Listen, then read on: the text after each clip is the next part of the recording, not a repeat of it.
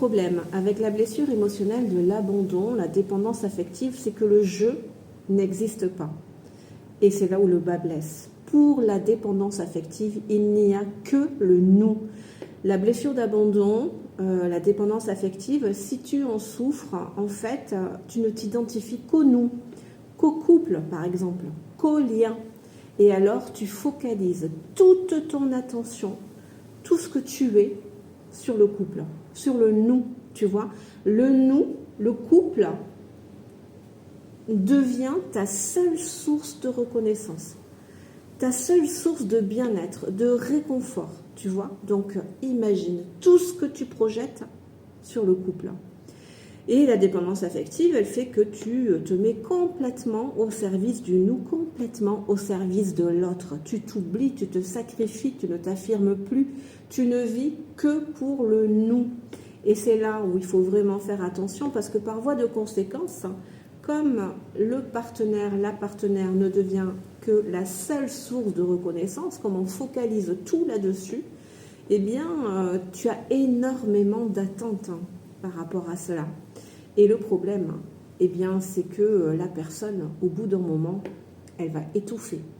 Elle va se sentir vraiment oppressée, étranglée. Et alors, qu'est-ce qui va se passer? Eh bien, elle va tellement manquer d'air qu'elle va prendre de la distance. Et puis, elle peut mettre un terme à la relation. Il faut vraiment faire attention à ça.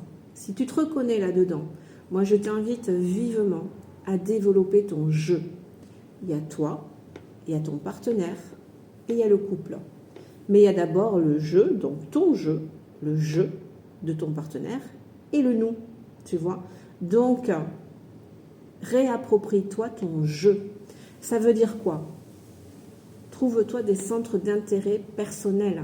Défusionne un petit peu de la relation, du couple, tu vois, pour le laisser respirer, tu vois, pour lui laisser de l'espace, tu vois, du bien-être. Et développe ton jeu avec tes projets personnels, avec des centres d'intérêt personnels, avec de la créativité. Vois tes amis, mets des choses en place pour te faire du bien. Apprends à faire des choses seul, tu vois, mais c'est très important.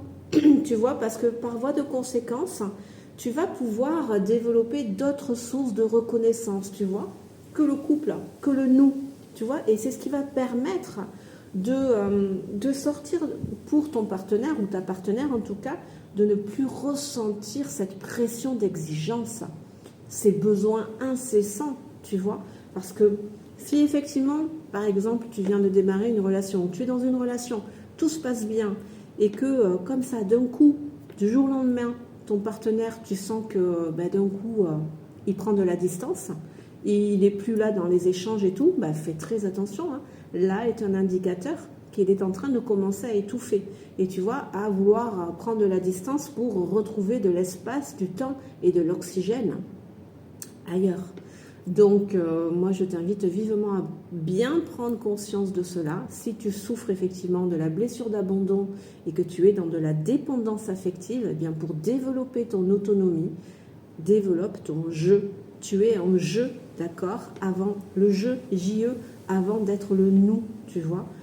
Vraiment défusionne de ça, parce que malheureusement, par voie de conséquence, sinon, il y a de fortes chances que ça se termine effectivement par la blessure d'abandon. C'est par de l'abandon, par de la rupture, de la séparation. La blessure d'abandon, elle est complètement dépendante de l'autre, donc elle va complètement se nourrir de l'autre. Elle va avoir énormément d'attentes de l'autre. Elle n'a pas conscience, tu vois, qu'à moyen, long terme, elle va attirer sa plus grande peur d'être abandonnée. Donc, recentre-toi sur ton jeu, d'accord? Allez, bien à toi.